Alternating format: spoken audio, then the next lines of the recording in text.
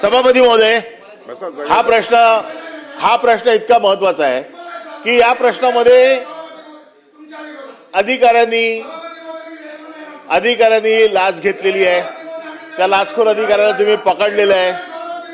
त्या अधिकाऱ्याला पकडलेलं आहे. काय चाललंय सत्ताधारी पक्षाचं चाललंय काय? राजीनामा द्यावा लागेल सत्ताधारी पक्षाला. सभापती महोदय काय चाललंय सभापती महोदय? सत्ताधारी पक्षाचे आमदार वेलमध्ये उतरलेत. काय चाललंय काय सभागृहात? सत्ताधारी पक्षाचे आमदार वेलमध्ये उतरलेत. सत्ताधारी पक्षाचे आमदार सभापतींवरती अविश्वास दाखवत आहेत. काय चाललंय सभापती महोदय? एवढी जर मेजॉरिटी असेल तर सभापती महोदयांवरती अविश्वासाचा आहेत आणि सभागृह कसं चालवायचं आणि कसं संघटन करायचं ते प्रोतोदचं काम आहे. प्रश्न 3 झालेले आहेत, त्यामुळे आपण जागेवर बसा. आपण प्रोतोद आहात, आपण बसा. तुम्हाला दोन्ही प्रश्नावरती बोलायला दिलं. सगळ्यांना सगळ्या प्रश्नावर बोलता येणार नाही.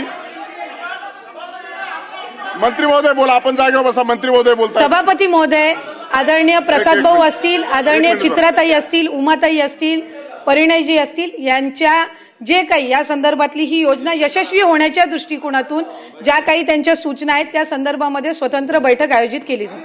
धन्यवाद. मंत्री महोदय मदतीला धावून आल्याबद्दल अभिनंदन.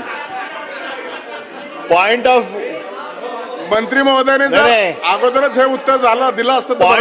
पॉइंट ऑफ बिझनेस आहे की सत्ताधारी पक्षाने अशा पद्धतीने सभापतींवरती दबाव आणून प्रोतोद सहित सभागृहात उपस्थित असलेल्या मंत्र्यांना हवं तसं उत्तर घ्यायला लावणं हा सभागृहाचा अपमान आहे असं मला वाटतं. सभापती महोदय सत्तेमध्ये आहेत. जे सदस्य सत्तेत आहेत, विरोधकांनी वेलमध्ये येणं हे समजू शकतो. विरोधक वेलमध्ये आले हे समजू शकतो.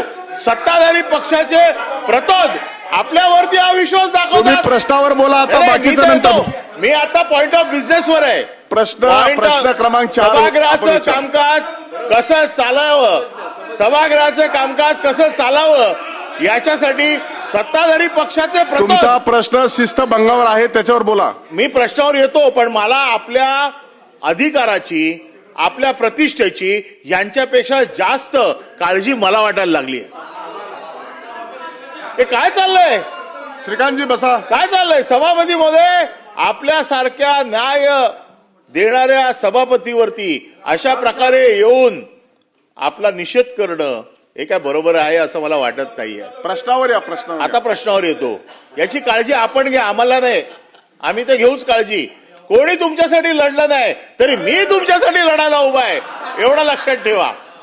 सभापती महोदय, नाही प्रश्नाची वेळ अशी संपू शकत नाही, ती बरोबर 1 वाजता. सभापती महोदय, माझा साधा प्रश्न आहे.